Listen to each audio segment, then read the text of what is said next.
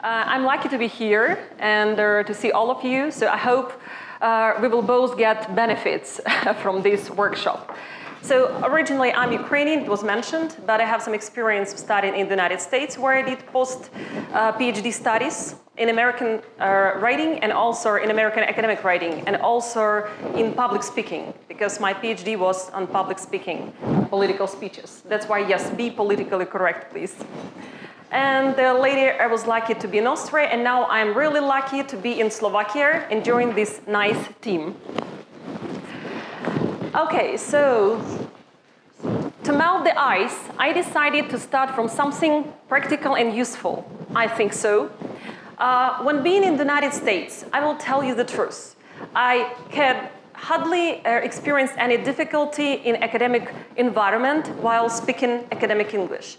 But I had so many challenges outside the classroom. Why? Because the English in the academic classroom is quite different from that one which is outside. So what I was doing in the classroom, I was collecting the cultural phenomena which were quite usable and applicable everywhere. And then I was preparing some exercises already for my students, and then traveling at the conferences and just introducing these phenomena to other teachers, students, colleagues, peers.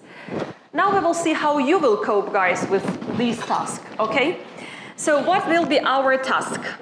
First, I will give you, just before starting the presentation, okay, so we will start with ice-breaking activity. I will give you one paper for two, and I will ask you just to spend 2 to 3 minutes. Please don't think globally and don't open your Google. I know you have Google helpers. You have to match right hand term with the definition you think which matches, okay? And then we will briefly discuss it. Thank you. Okay, so let's start. Let's start. Even if you haven't finished yet, we will help each other, okay? So the first phenomenon was carpool. I think those who are into American movies can help me. What is that? Carpool. Very, very, very nice. Okay, this is the sharing of car journeys. Why is it so popular, or why is it typical for the United States? Who knows? Why not in Slovakia? Why not in Europe? No, in England even. Why in the United States? Traffic jams. Perfect. First reason. Second reason. There was the big oil, or the shortage of oil in the 70s. Absolutely, absolutely, absolutely. And now they say for the purpose of environmentally friendly society. That's interconnected. Shortage of oil. Now it's politically correct term, environmentally friendly. Okay, and what else? One for more than one passenger. That's true. That's true. So even, just on billboards, there is this carpool, and it's written carpools only. It means that if more than one person travels in the same car, so for example, today I travel and I say, you guys, join me. So we go 4 people. We save time, we save money, we save ecology, we save everything, okay? So this is preference of American life today. Thank you. Next one, pullover. Not pullover you have today, but probably not because it's hot. So, but pullover, what is pullover? Absolutely. When I was in the United States, they wouldn't say stop the car. They would say let's pull over. Pull over can be together or separately. Pull over. Good. Bring a vehicle at a curb of the road or at the side of the road. Good. Bingo. Next one. Keep in the loop. Keep in touch. Good. Very nice. I asked my professor in the classroom if it's possible to address him or her. Absolutely. It's not informal, it's semi-formal. Today we will speak about the varieties of languages and registers. So it's quite possible. Keep in the loop, keep in touch. Good. It's legit. That's colloquialism used very often in American classrooms. All my group mates used it, and I'm like, come on, what's that? It's legit. Okay, it's cool. That's true. So that means synonym for cool, ill, tight, or dope. Okay, good. One of my friends who lives in Great Britain, she said it's very popular for kids at British school. Instead of legit, cool, say dead. It's dead nice. It's dead awesome. And she says, come on, it's better very, very to say, you know, or just absolutely, but not dead. So modern fashion. Wrap up. That's true. You know what is wrapping. So you wrap a present, but they say, let's wrap up the lesson, not finish or close, but wrap up. Good. Okay. Awesome. American keyword in all the movies. What's that? That's true. So they use it very often. It's awesome. Everything is awesome there. Yes, not brilliant, not nice, but just awesome. Good. Also American phenomenon. Go Dutch. And today it's not politically correct because Dutch people have nothing to do with it. Okay. So it means split the bill in the restaurant. You know that unless you're not invited in American environment by a gentleman or by your friend, it means we pay half by half. I mean half, yes? So we split the bill. So that's why ladies, don't even dream that you will be invited and you will be paid for your lunch or dinner, unless it is mentioned, of course. Yeah? I don't know, in Slovakia, how do you say, if you have a Slovak correspondent to this proverb? Veroslenka? In Italy, we say that let's pay the way in Rome they do. So Perfect, you see? Let's in Rome pay they split the bill, so we do the Roman way. Nice, you see? This is also cultural. Nothing to do with the Dutch, but... Poor Dutch people, they had nothing to do with that. Okay, good, very nice. Interesting. Okay, typo. What is typo? Yeah, that's right. And of course, it's only in written text. When we were writing, in American classrooms, we were writing a lot. Doesn't matter what focus of study you are, you need to write correctly. So this is typo. They don't say you made mistakes. This is a typo, you know. Okay, next one. Hit the deck running. It's about my lifestyle. Hit the deck running. Absolutely. You know what it means? Like when you have too many things on your schedule. So today you're at the conference, in the evening you need to go to Bratislava, then fly probably to Italy, then from Italy somewhere. That is hit the deck running all the time. Okay. Next one, due date. Deadline. They say this paper is due. The due date is. Well, I like there, that management. If you are late, so the due hour is 12 a.m. If you are 12:01, minus 15% for your success in writing paper. You know, everybody there is well organized then, because you lose percentage. Okay. LOL, you know, of course, it's everywhere. Absolutely. Sleepover, very typical of American culture. Of course, pajama parties, you know, or when you're just in pajamas, just going along the streets, or just sleepover, slumber party. Good. Okay, thank you very much. That was like a mixture of academic and non-academic. Now we will speak about academic register and how to use it. Any idea what is academic register and why we need to talk about it today?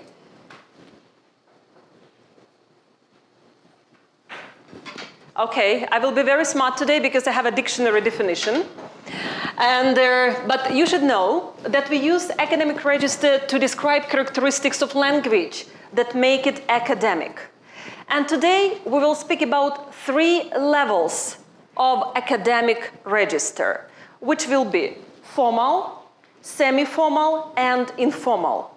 And we will try to clarify which to use when and in which situations, okay? Formal language. I brought you some practical examples, but then we will discuss which includes which. Okay, I mean just which words I included or which strategies. So formal, have a look. Formal usually we use when we write to an unknown audience. I'm applying for the receptionist position advertised in the local paper. I'm an excellent candidate for the job because of my significant secretarial experience, good language skills, and sense of organization. Absolutely formal letter. Semi-formal. written to a well-known individual. I'm applying for the receptionist position that is currently open in the company. As you are aware, I have worked as a temporary employee with your company in this position before. As such, I not only have experience and knowledge of this position, but also already understand the company's needs and requirements for this job. And the last but not the least, informal. Hi, I read in the paper that we are looking for a receptionist. I think that I'm good for that job because I've done stuff like it in the past. I'm good with words and I'm incredibly well organized. Good letter, yeah? So it attracts the attention. Good. What makes register formal, semi-formal, and informal different? What like comes into your eye, let's say? Like sore in the eye. What is different here? What makes it different? Slang expressions. You're right. So wording, vocabulary, yes, choice of words. What else? The abbreviation. Absolutely, absolutely. Or contracted forms, yes, y'all. Good. Structure of sentences. Absolutely, good. Structure of sentences, good. What else? Anything else?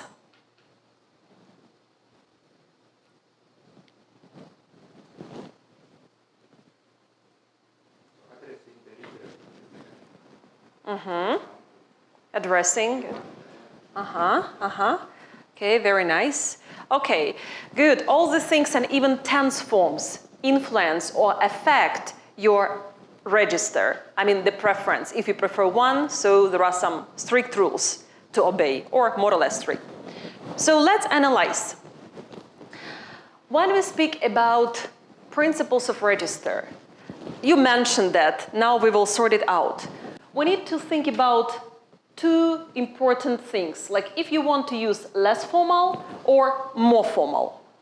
Of course, if you are writing a cover letter, if you are writing a business letter, if you are writing an article, you do stick to very formal register. If you are writing to your boss, if you are writing to a person whom you know, you can use semi-formal. It means you know this person, you're not on very familiar terms, but still it's not your best friend, yeah? And quite different when you write to your friend, your family, boyfriend, girlfriend, wife, or husband. So less formal, as it was mentioned by Isabel, so contractions. More formal, you should write full forms. We will practice later. Less formal, multi-word or phrasal verbs. Multi-word, it means when there are two or more, yes, like keep up with, like that. More formal, single word verbs. Less formal, shorter words. More formal, longer words. Less formal, personal pronouns. More formal, impersonal style is preferable. Less formal, subject omissions. More formal, there should be full sentence. Always subject predicate constructions, always. Less formal, interrogative word to begin a declarative sentence like what, which.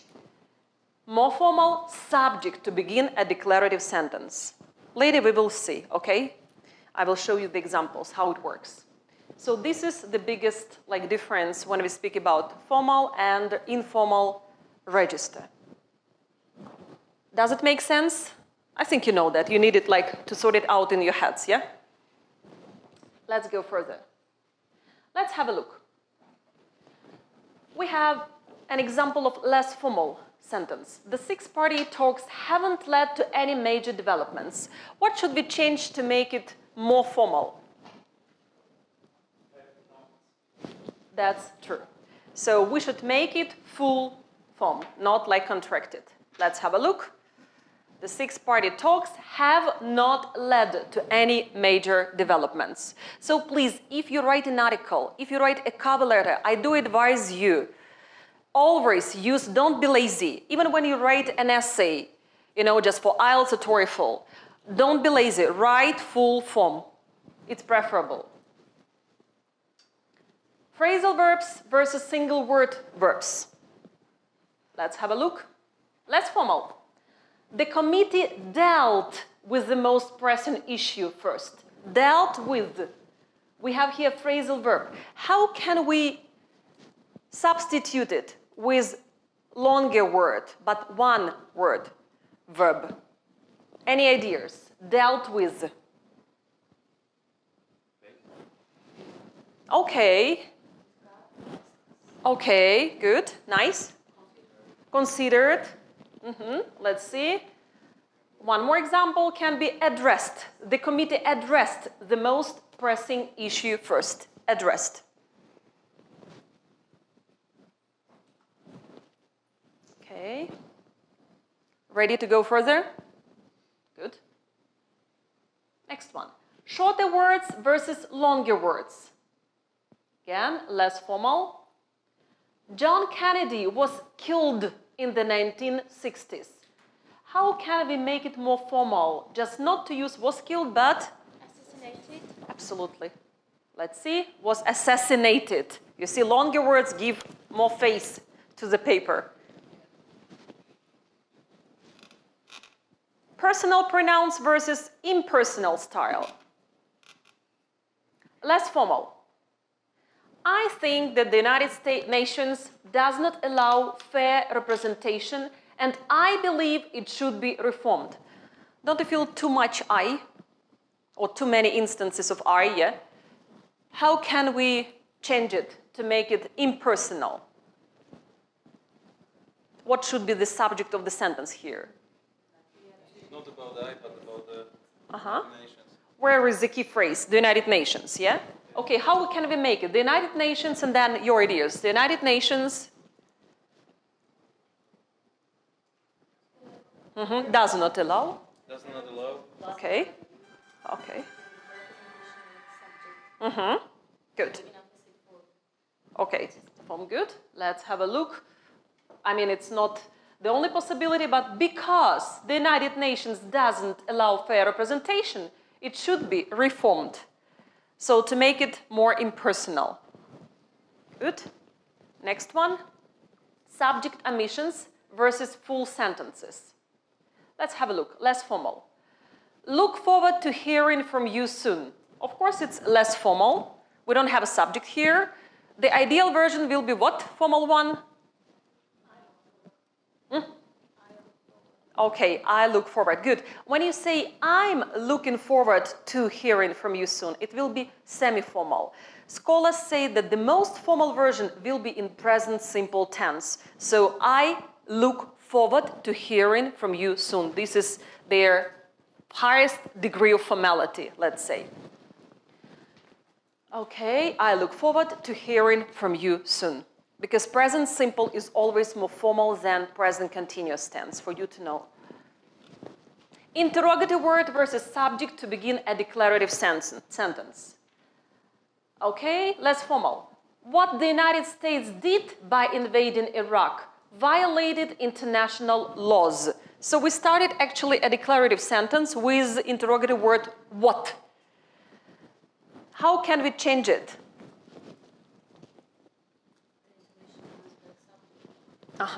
We should make it subject, and how it will sound then? International laws are being violated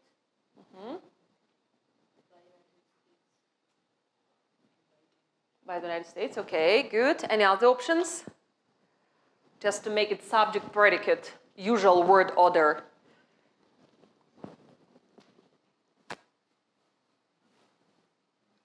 By invading the United States violated international laws. Okay, very nice, very nice. Let's have a look. One more.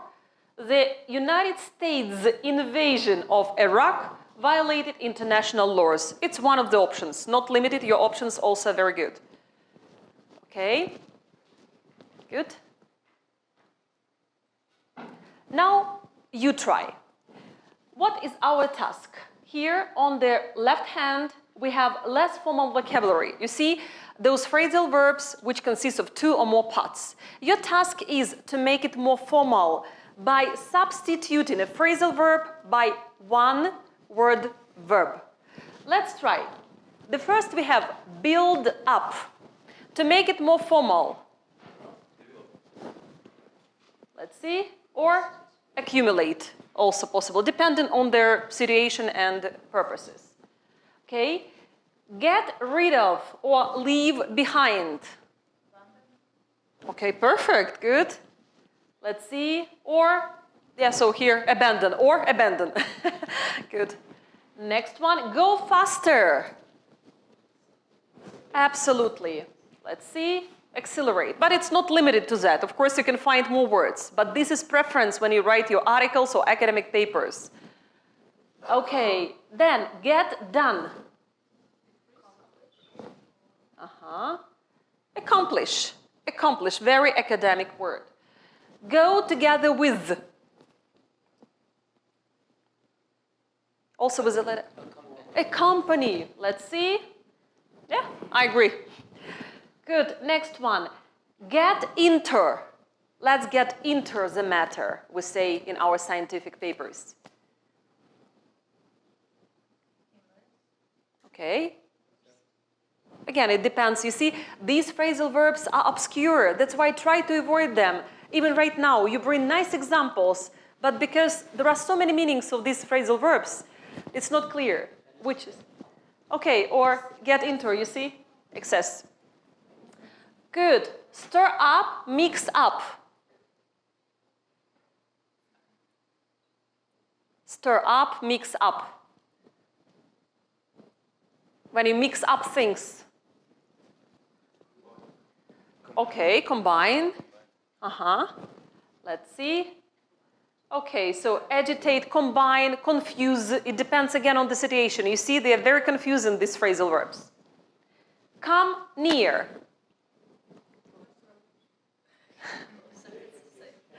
Come near. Approach, absolutely, wonderful. Let's see, yes, approach. Be in favor of.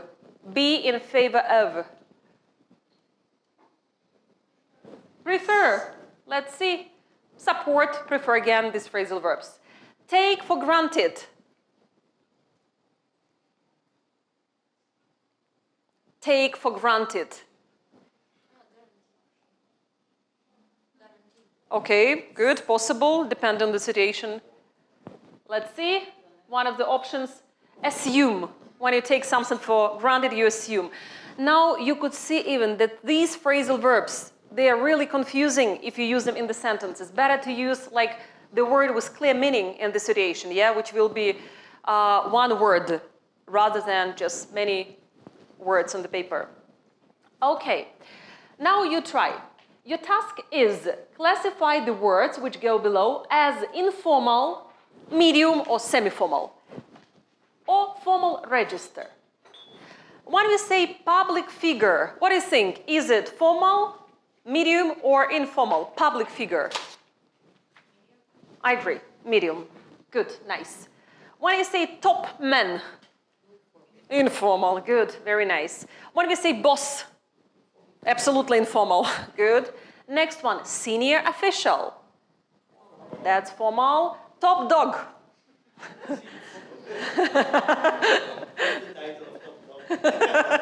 Okay, so it's informal, yeah? Good, next one, big gun. You understand that it's formal? Okay, big shot. Okay, prominent person. Medium, I would agree. Good. Dignitary. Yeah, okay. I like in Britain they say venerable members of the society. Yeah, it means like you respect them so much, and that will be really formal. Okay, leader. Medium, medium. Yeah, something in their middle. Okay, next one. Team. Medium, maybe, yeah, or informal. Medium. Okay, good. Collaborators. Formal, good. Colleagues. Medium, okay. Group. Medium can be peers. Okay, informal. Pals. For sure. Okay, associates. Formal. Staff. Medium, medium possible, yeah? Good, very nice. Now you know more than me. Okay, good. We were speaking about the register and 3 levels of the register. Right now, we will speak about inclusive or politically correct language. You know, today we have to be politically correct. Our society requires us to be such. Yeah, that's why I don't say go Dutch anymore and about being in Rome. Okay, I will not. So, speaking about politically correct language, what we mean here? Many words still are, even in the English language, so which denote only male or female sex, you know, just belonging. And that is considered to be not politically correct. Because when you say a teacher, is it he or she?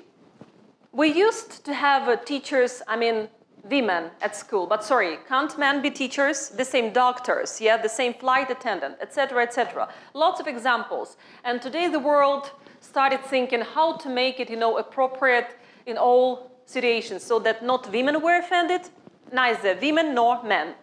It's hard, but it's a job of the 21st century linguists. Yeah. May I just make a kind of joke? But it's Sure, of course. So I recently read a paper, and then it was using the male, like he, his, but there was an asterisk with a footnote that a random generator was used to let the computer decide whether to use the male or female one. So it's fair because it was the computer deciding whether to use the You see? one or the other. But there was the asterisk. Nice, nice. Is this politically correct? It's politically correct, yeah. And you should blame the computer then, no? In the case, yes. In case that. Okay. So, having this in mind, how would you change or edit the sentence? Every policy analyst has 10 minutes for his briefing.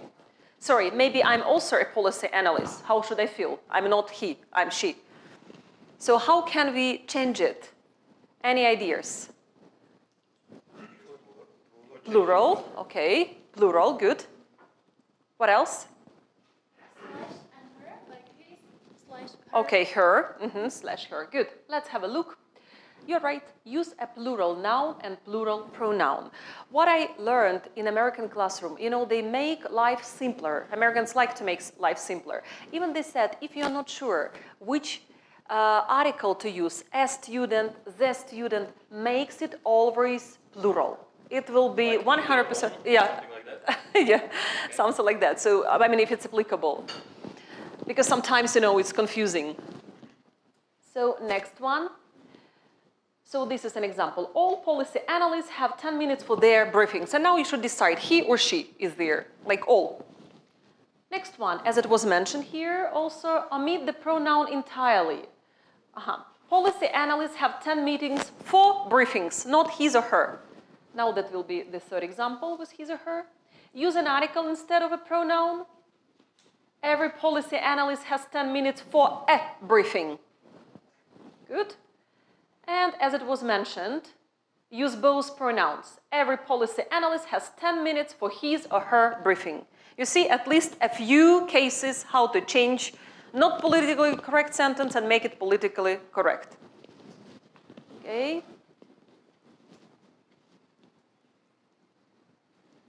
Now let's try together make politically correct column out of not politically correct. The word mankind, you can feel male, yes, like stem inside of it. Etymologically, it's male. How to make it politically correct? Mankind. Okay, let's see. Good. Humanity, human beings, people. Why not? People, yes? Next, man's achievements. Man's achievements. Women, you should introduce something.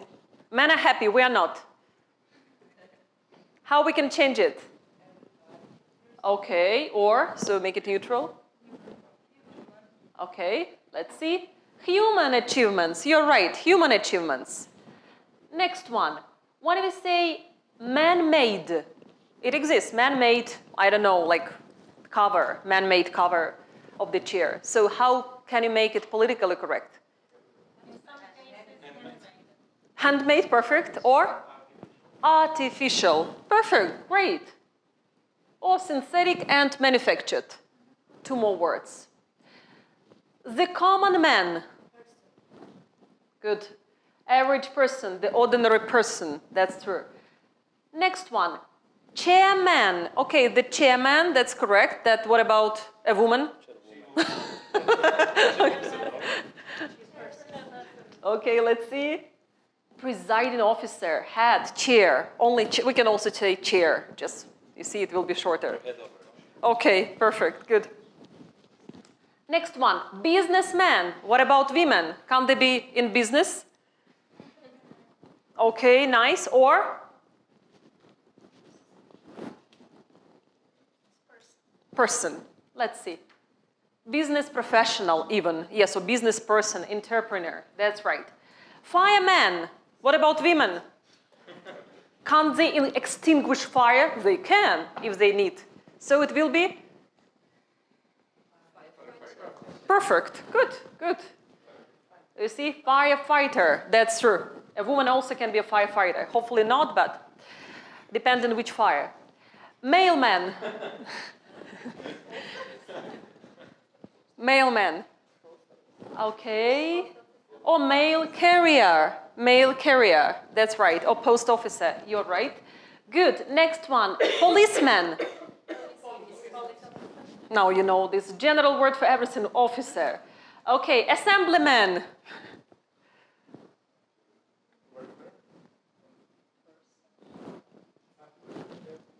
Let's see. Assembly member. Also as a possibility.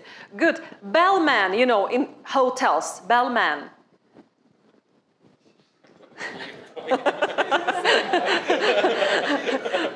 These are always boys, fortunately, unfortunately. Let's see. Bellhop. The one who hops quickly, you know, just to bring something. Okay. Maiden name is not politically correct anymore. How we can change it? Which one? Maiden name.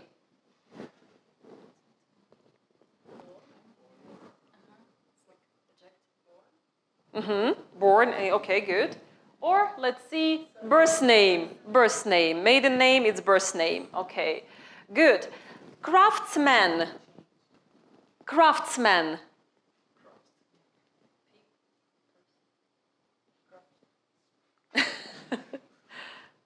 Any ideas? Okay. Artisan. Artisan. You see which nice word we have. Good. And doorman? Doorman? Doorman. Okay, good. Or door attendant. Look how it sounds. How great it sounds. Yeah, it changes the profession even. The meaning which is inside the profession. Okay, good.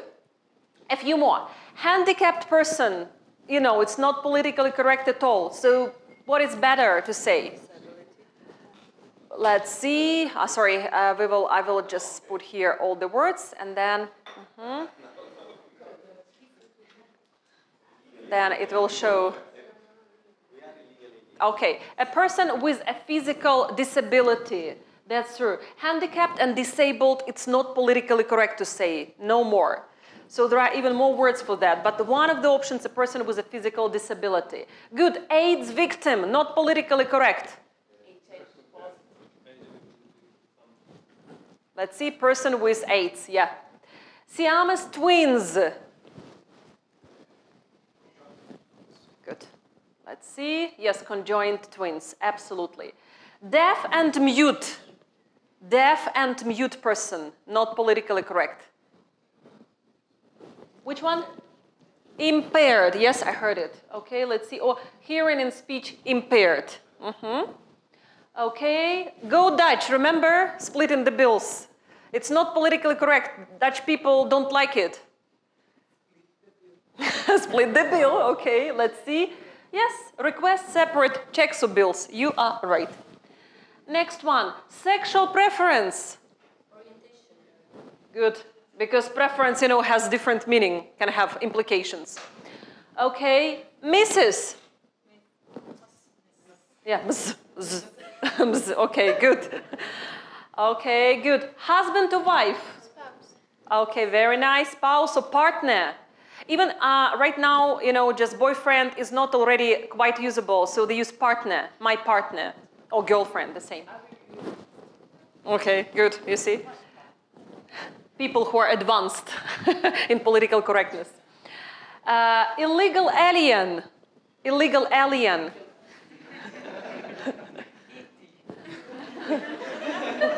Illegal immigrant, undocumented immigrant, you see? Good. Next. Minority group. Minority.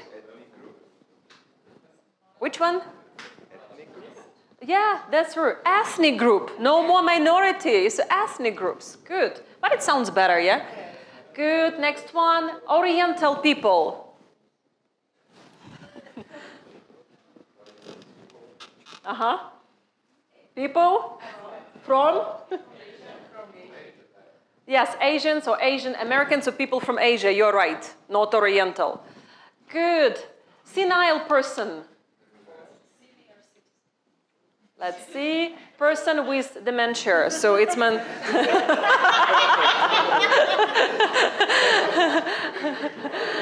Okay. And the last one, vegetable person. Vegetable, say. It's persistent vegetative state. You see? We cannot, yeah. Like Schumacher, you're right. That's like how we say. Good, guys. I hope now you will be 100% politically correct while writing. And you will not have experts who will edit your articles and say, look, so it does not reflect political correctness of the 21st century. For example, UK also have something about milkmen, because milkman is traditional job there. You see? They have some other words for that? I don't know. We should just write an article about that. Yeah. Good. And Elsa, do we have anybody from Canada here? Okay. Have you ever read, I mean, it's recent approach, that there is a new pronoun in Canada. Right now it beat all the links, you know, just Google blah, blah, blah, linguistic links, thou or something like that. It's for people, have you heard about that? No, but I'm French Canadian, so maybe I'm... Who heard about that? Article 13 or something like that? Could you dwell on it? The Article 13 or something, it's called the Article 14 something, the law that you have to use the pronouns. Yes. So you read about it. Good. And they introduced Canadians, maybe it's not official, but it's already in the dictionary, in the new dictionary. So there is a new pronoun which appeared. It's connected already with this orientation of people, you know, like man and man, just women. I don't know even how to be politically correct right now. So, and there is this pronoun, so thou, which means something like, in between. So, and this is new. And it's like good bonus for those, you know, for people who have different orientation in life. Okay, sexual orientation. Now I am politically correct. Okay, when we speak about word connotation, a business deal, it sounds like mafia, but like to make it politically correct, contract or? Just deal. Let's see. Yes, business agreement. Good. Contract. You're right. Okay, a business scheme. Again, mafia. How to avoid it? Okay, good. Nice. Let's see. Business plan. Junkie. A person, you know, who is addicted to something. Let's see. Person with a drug addiction. Okay, and drunk individual. I like this the most. No, it's not politically correct. No alcohol. Drunk individual. Something close to that. Look, person who is intoxicated. This person is not guilty, you see? So that's the situation which made him such. Okay. Good. Yeah, the person is intoxicated. That was about a little bit like, brief information about political correctness. It's really important, but more important is, of course, maybe you will not use this intoxicated person, etc., just for you to bear in mind. But more important, when you don't know that, sometimes the word is, let's say, neutral, doctor, teacher, etc. You know how to make it politically correct. Either, it's not even politically correct, but how to make it correct in the sentence. Either plural form, or you use possessive pronouns, his or her, or you use article, indefinite article a, if it is possible, yes, in some situations. But it should always mean two genders, he and she, unless you want to specify that that was he or that was she. That's our requirements in academic world today. Now I will speak about what makes academic writing more effective. And I will tell you one thing. Being of Slavic origin, I'm not Slovak, but still Slavic. In my language, we used to write using long sentences. The longer the sentence, the more effective the writing is. And you show your eloquence by longer sentences. When I came into American classroom, when I started writing, I was very lucky to see that I don't have grammar mistakes, anything like that. But my teacher said, Olenka, could you make it clearer? Like your sentence in 5 lines, like could you just divide it into 3 or 4? For me, it was shock. Why should I? It shows, my intelligence. Not at all. So today we will speak about this one, which I had to relearn, restudy myself, make myself like upside down from what I learned before. And we will speak about sentence variety. When you write academic paper or anything which touches academic world, you can mix short and long sentences. It really looks attractive when you write a long sentence, a short inside. It will attract readers' attention. And then again, a long one. I will show you examples later. Second, sentence form. Use statements, questions, commands, and exclamations. Yes, it's possible to start like normal, not start and continue academic paper, use like questions. It's okay. They can be, rhetoric question, any other types of questions, not only just one by one, but mixture of sentences. Sentence types, of course, simple, compound, and complex. But please, never like complex, like lengthy sentences. It's hard to read. Western world does not understand us because of that. When I was in Austria, when I was doing my research at Vienna University, believe me, their teachers at the English and American department were also stressed out by our writings, by Slavic writings, because they said like 2 long sentences, we lose your idea, guys. That's true. Inverted word order. This can help you achieve coherence, emphasis, consistent subjects, or a smooth transition. What does it mean, inverted? Usual word order is subject predicate. I write. Yes, I write today. When you use anything, not the subject, in the first position, this word order will be inverted. Partially inverted or fully inverted, depending. When you have a question, it's already inverted word order. Because it's like, what can I do? Yes, what does this phenomenon mean? Next, you can begin with a dependent clause, the sentence. We will see right now examples. Don't be just afraid that it's only theory. You can begin with a participle or adjective, the sentence. It's okay, not only subject predicate. There should always be subject in the sentence, but you can begin with participle or adjective. You can also begin with a prepositional phrase. Now I will bring an example to each of these items, okay, for you to know. Use a mixture of short and long sentences. Look, green color are long sentences. Yes, red is a short one. Despite war and infectious diseases, Africans, blah, blah, blah, and have a look. This trend is set to continue. It looks like a key phrase, and believe me, this will attract the reader's attention. And then we have the explanation. 10 years from now, life expectancy is expected. It's really preferable, advisable to use short sentences in the middle, even if you write your article, academic paper. So please mix up lengths of the sentences, okay? So short, long sentences.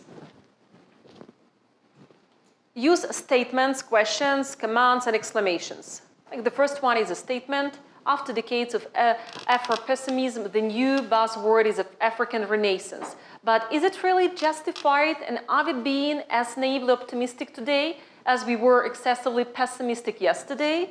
So this is The Economist, you see the source. Like we have questions, which can also be inside the passages you write. And the last one is exclamation. Have a look at their very last line. And many deadly wars are fought on the dark continent. So we put exclamation mark because we want to emphasize what is going on.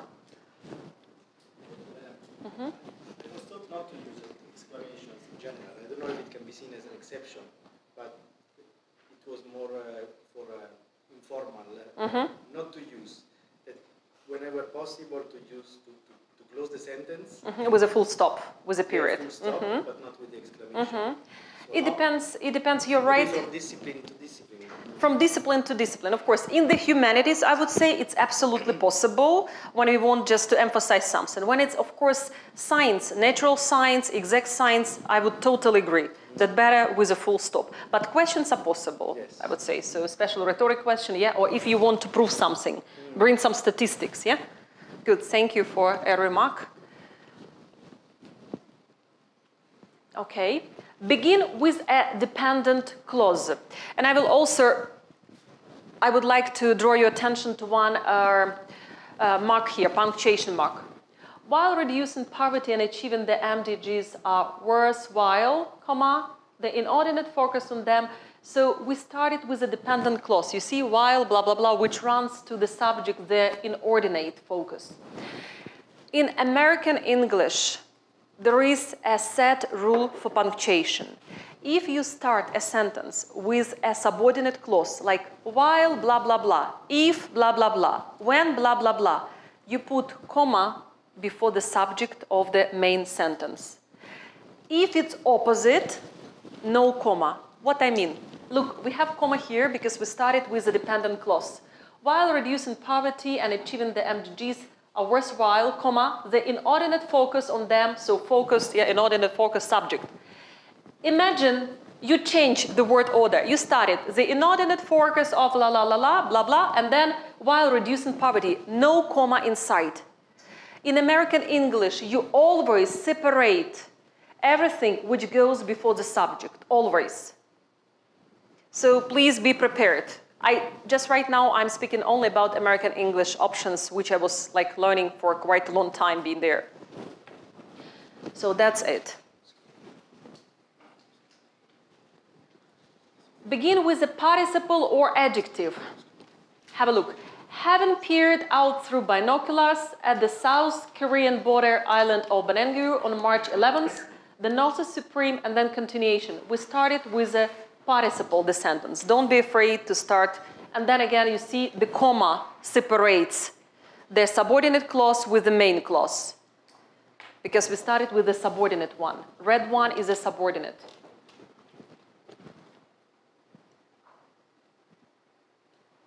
Begin with a prepositional phrase. It's quite possible. By the yardstick of public debt, comma, almost all African countries outperform EU nations. By the yardstick of public debt, then we have comma, because again, almost all African countries, so like go subject, again we separate with comma. By the way, while studying in American classroom, I asked my professors, there was an issue. What is correct to say? For example, by what time will we finish, or what time will we finish by? You know, very often we have this issue with preposition. To start a question or to finish, what is your idea about that? Which is more formal, which is less formal? Which is American, which is British? When we start question with a preposition, for example, on whom should I rely, or whom should I rely on? By what time should we finish? What time should we finish by? Which is preferable in your case? Preposition at the end. Okay. It's more British. That's good. Good. More formal, more British, more conservative to finish the question with the preposition. Americans don't like it, and they have their own explanation. They say if you finish with the preposition, it means, or it seems as if the sentence is not finished. For example, whom do you rely on? And like you want continuation because like on, preposition finishes. This is their difference. But if to speak about formal and informal English, absolutely correct. You finish a question with preposition. Whom do you rely on? It's formal.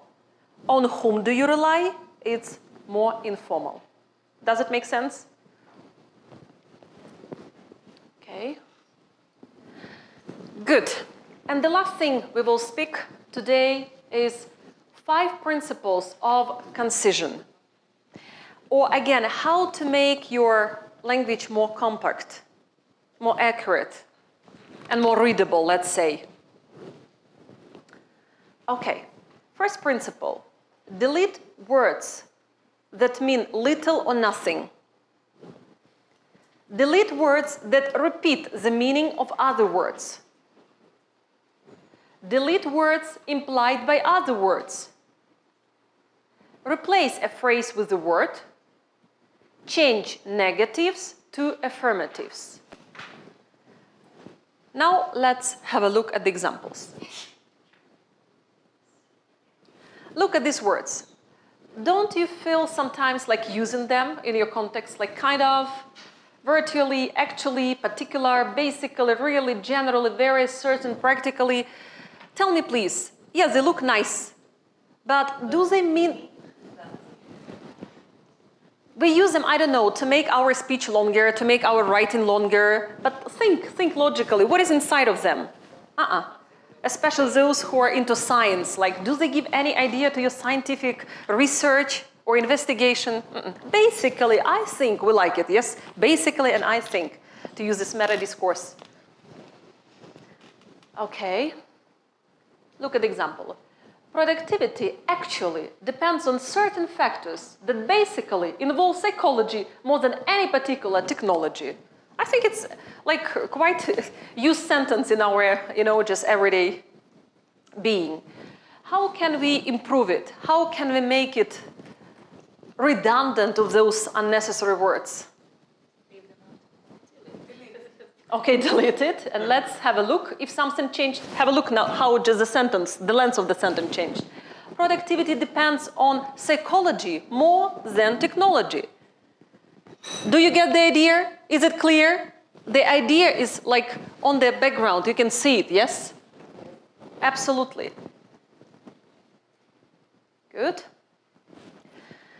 You should delete words that repeat the meaning of other words, or doubled words, or redundancy, like full and complete. Isn't that the same? True and accurate analysis, okay.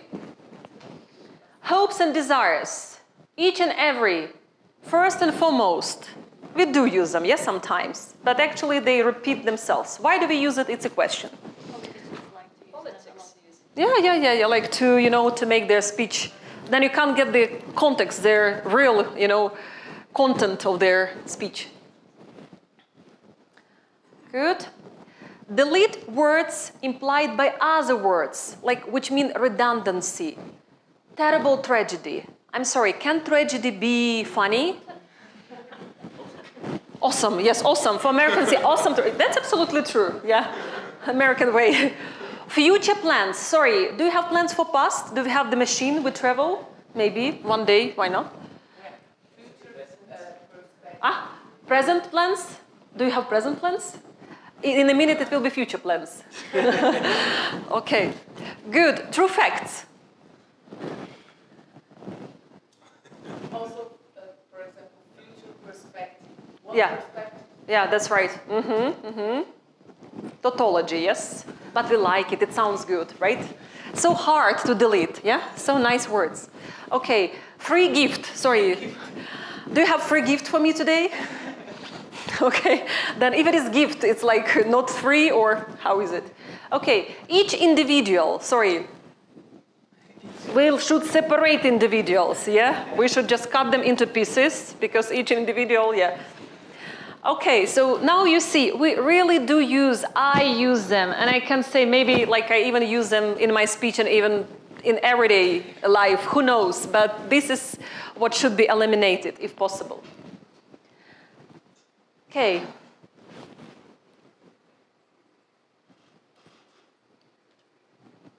So, redundant categories. Every word implies its general category. You can cut words that name the category. Let's have a look at the example. During that period of time, the membrane area became pink in color and shiny in appearance. We needed to use these words because, yes, pink is color. Who doesn't know that pink is color? Nobody? Or nobody knows? Okay, you see how many words we can reduce. Look at the sentence now. During that period, the membrane became pink and shiny. So please don't use too many words which give no sense, but which show that you are not very, let's say, eloquent, that you are not very efficient at the topic. You want just to hide the topic, you know, behind. Especially about keywords, no? Yeah. If you put keywords in That's true. Okay. Okay, replace a phrase with a word.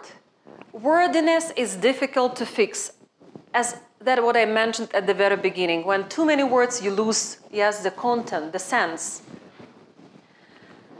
It takes vocabulary and real reflection. Let's look at an example. Look, carefully read what you have written. Isn't that the same as edit? Please use the word edit instead of carefully read what you blah blah. The thing to do before anything else. Can't we use the word first? Use sequences of subjects instead of the same ideas. Can't we say replace it? Nouns instead of verbs. Nominalizations. Sequences of subjects and verbs. Clauses. Yes, we use clauses. Sometimes it's really, there is one word for this very long, yes, let's say, thread of words which go just one after another. This sort of concision is difficult. Be merciless with your writing, please. Change negatives to affirmatives. Have a look at this sentence. When you use the negative form unnecessarily, you use an extra word not. Look, we have an example. Do not submit payments if you have not notified this office unless you are paying less than $100. Explain what this sentence means. Can you explain it like within 1 minute after reading the sentence? With all these notes. In academic writing, if it is possible to make it positive, try to use two notes. You know, minus minus will be plus. Have a look what we can make. If you pay more than $100, notify this office first. You got rid of nots, and now it's clear. If you can make instruction or rule with positive like wording, make it positive. It's easier to read, it's easier to understand. Believe me, science is really difficult. Your academic papers are already something like top of the hill. Don't make it, I don't know, like some spacecraft, you know, just a spaceship. It's really like, it should be readable.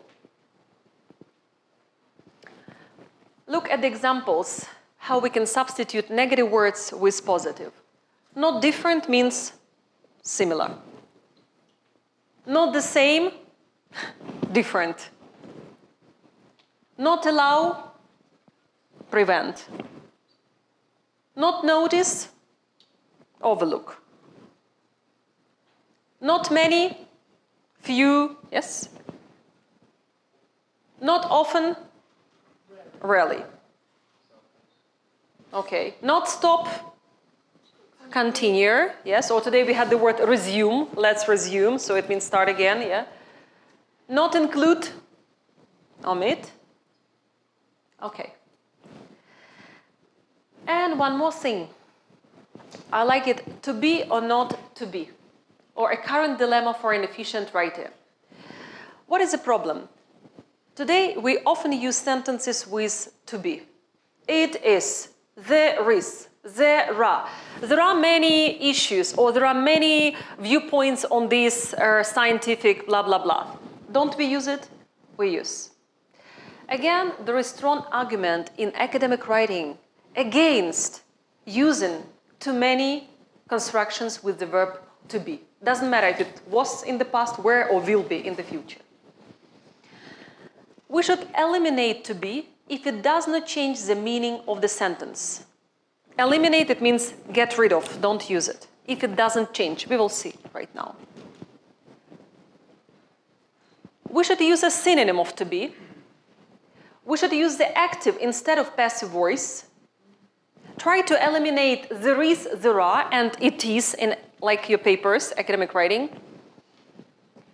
You should replace progressive with simple tenses, as we were saying today. Not I'm looking forward, but I look forward to meeting you. Eliminate which is, was, and that is, was, if it doesn't change the meaning of the sentence. And you should transform a clause with to be into an adjective. Now we will see possible ways, okay, possible examples, how to do it.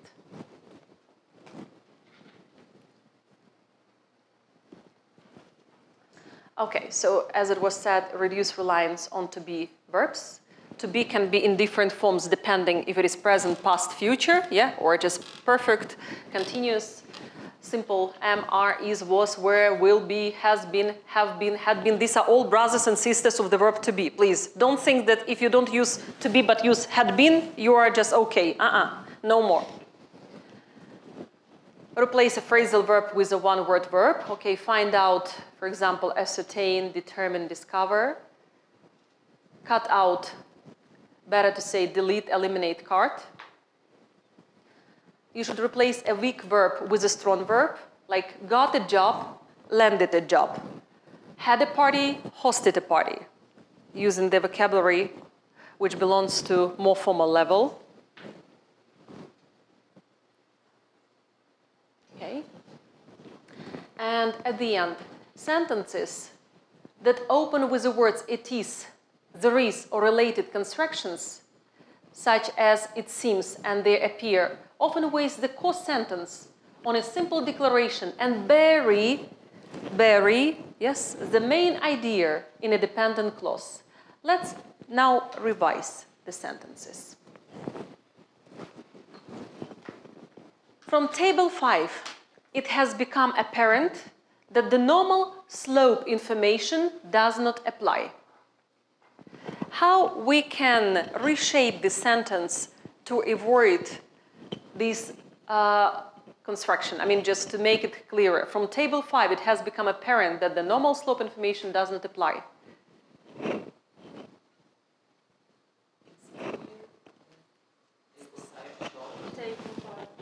Absolutely. Let's see. Table 5 shows the normal slope information does not apply. Please, if it is possible, make subject usual normal word, okay? Just not try to bury the subject as we sometimes do. There is a tendency among our respondents to believe the system is safe. How can we cart their ache to make it concise? Our respondents tend to. Absolutely, absolutely. Our respondents tend to believe. Don't you think that it looks like prettier, let's say, nicer? Yes, the second one.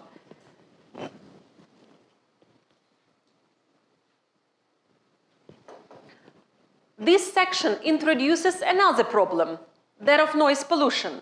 The first thing to say about it is that noise pollution exists not only blah blah. How we can also get rid of this? The first thing to say about it is that noise pollution exists not only. How we can make it shorter, how we can cut.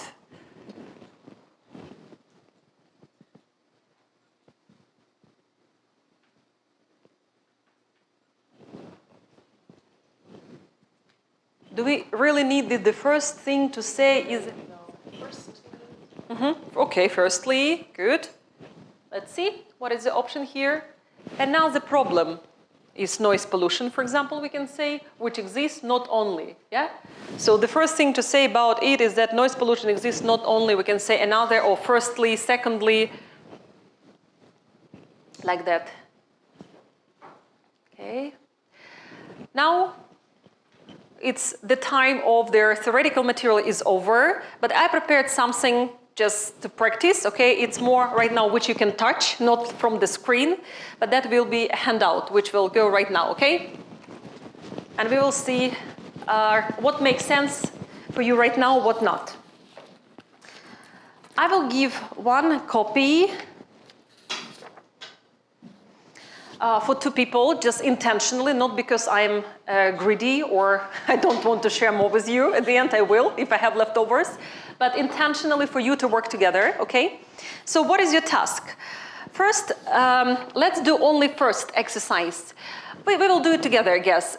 Second also together, and then the next one, maybe you will need some time. The first exercise is change phrases into one-word verb. Again, I give you the paper with phrasal verbs, but your task will be to make them one, formal register word, which is more preferable to use in academic situations, okay? Good, so I will ask you, thank you. Good, it will go here. And I will... Thank you. You're welcome.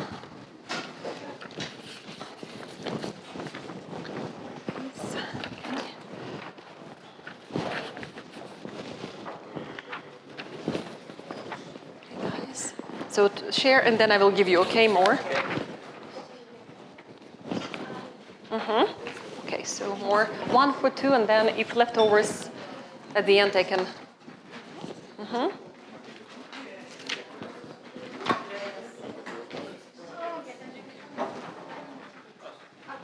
Okay. Okay, thank you.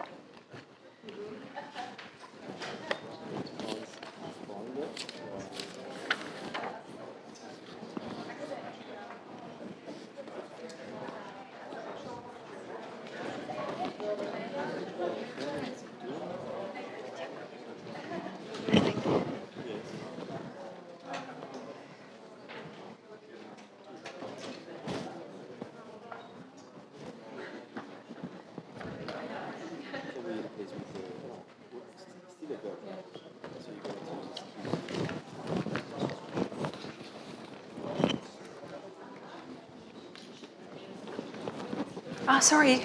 You see, I'm greedy. Still, a miser is here. I don't know, let's say you are able.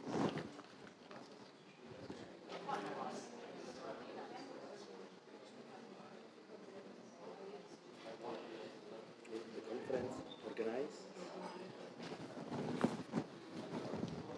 Please do only exercise once so that we can check it, okay? Together.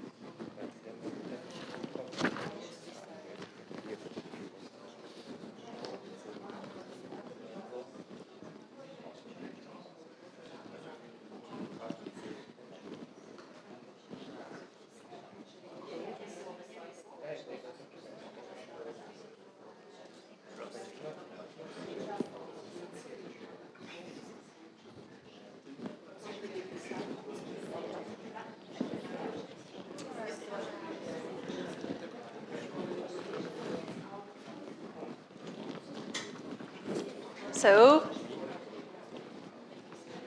can we try exercise 1? Good. So, if you have more options, that could be great. Okay. Good. Bring to an end. Any options here? Bring to an end. Finish. Then. Complete. Complete. Finalize. Absolutely. Great. Very nice. At least this. Do a study of the effects. Analyze. Perfect. Observe. Investigate. Why not? Yeah? Good. Next one. Give a promotion. Absolutely. Promote. One option. Good. Give a response. Answer or respond. Respond. Good. Next one. Have a tendency to. Prefer or? Prefer or? Tend. Tend. That's right. So there is a verb. Yeah, by the way. Good. Next one. Have an ability to. That's not one word. If you write it one, it's okay. Can, okay, or have an ability to. 2 words. Nice, but 2 words. Is capable, even 3. Yes, good. Good try. Or empower or something. Empower, yes, that's right. Or enable someone. It depends again. Enable, yes, possible. Enable. Good. Hold a conference. Hold a conference. Participate. Sorry? Participate. Hold a conference. It's not okay. Close, but meaning is a bit different. Host. Yes, host. Yes, host. But then it will be again. Hold a conference. Good. Hold a meeting. Okay. Or hold a meeting. Meet. That's right. Okay. Meet. Yes. Hold a meeting. Next, make a decision. Decide. Make changes in. Edit. Edit, good. You see, or? Revise or? Alter, change. Absolutely, good. Next, make progress toward. Improve. Improve. Okay, or advance. I don't know. Upgrade, depends, yeah? Good. Make a recommendation. Recommend. Make reductions. Reduce. Provide a summary of. Summarize. Okay, take action. Act. Take into consideration. Consider. Wonderful. Okay, good. Now a little bit more challenging. You see I have this gradation. Replace phrasal verbs with one-word verbs. Find a one-word synonym to phrasal words below. Okay, take a few minutes.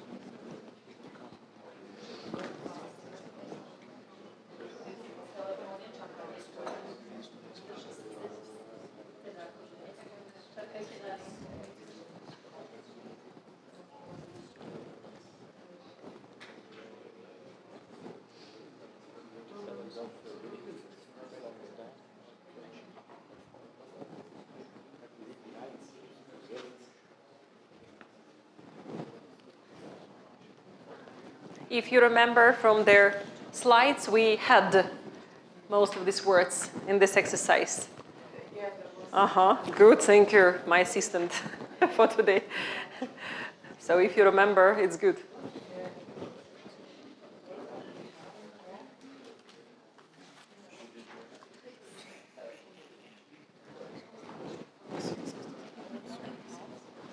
So let's try. Good. The first one is build up. Accumulate. Good. Accumulate. So good followers of the lecture. Hold on, hold fast. Hold fast, sorry. Okay, or keep. That's true. Keep or adhere. Good. Get rid of or leave behind. Abandon. Okay. Abandon, eliminate, possible, yes. Okay. Go faster. Pick up the speed. Accelerate. The car accelerates, yeah. Get done, carry out. Accomplish, perform, very nice. Come with, go together with. Accompany, good. Get inter. Get inter. Access, good. It depends again on the situation, but this is one of the options. Work on behalf of. Yeah, represent or substitute or replace. Replace, that's right. Or alternate, from the word alternative, alternate, also possible. Stir up, mix up. Agitate, yes. Confuse, you're right, depend on the situation, yeah, absolutely. Come near, make contact with, join. Approach, yes, approach. And take for granted, think, assume. Very nice. And the last for today, the last challenge in academic register. You have the sentences, all of them are with the verb to be and their sisters and brothers of this verb. Your task is to change the sentence without changing the meaning, like only substituting the verb to be. If you don't mind, we can try together. A recession can be many years. Any idea? Can last. Very nice, amazing, awesome, I would say. Okay, good. Last many years. Number 2. Unemployment can be high for months after recession. Okay, or better, not stay, but okay, or okay, can rise or can remain. Remain better, yeah, to say here. Can remain high. Good. According to economists, 2 consecutive quarters of negative growth is a recession. Okay, or 2 consecutive quarters of negative growth. Okay, good. Indicates or constitutes. Constitutes. Instead of is, sometimes we use the word equal or constitute. Good. Number 4. It is not that everyone suffers during a recession. It is not that everyone. How can we change it, replace it? Okay, not everyone, or? Okay, almost everybody, good. Or it doesn't mean, instead of it is not, but it doesn't mean that everyone, yes? Not it is not that everyone, but it doesn't mean. Okay. Number 5. The economic problems facing the country are the high level of debt and the fall in manufacturing. Okay, include. Very nice. Or yes, any other options? Good. Include the high level, yeah? And the last here. The plan is an excellent example of the collaboration among international economists. Shows or represents, or I love this word and I also learned it in the United States, furnishes, and it's really academic. Furnishes an example. Furnishes. Furnishes an example of that. Yeah, furnishes, good. If somebody needs extra copies, I have a few. I mean, just if you need for your, okay, personal. I changed my part. Okay, thank you. Good. So, thank you very much for your participation, and thank you very much for your, I hope, careful attention, and I hope you got some, I don't know, positive knowledge you needed, or you had to acquire for your academic life, and I wish you success in your academic endeavors. And hopefully meet you tomorrow. So at 1 of their, at 2, like, workshops.